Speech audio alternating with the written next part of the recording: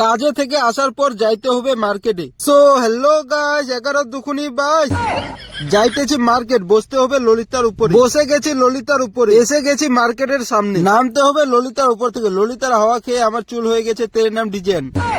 জল টল দিয়ে ডিজাইনকে হাঁটিয়েছি। তোমরা ওই ডিজাইনকে কি বলো আমাকে কমেন্টে জানাও। যাইতেছি মার্কেটের ভিতরে, চলে এসেছি মার্কেটের ভিতরে। এখন নিতে হবে 2-4টা নিত্য প্রয়োজনীয় সামান। এটা দোকানে আছে নিত্য প্রয়োজনীয় সামান। এই দুইটাই ছিল আমার নিত্য প্রয়োজনীয় সামান।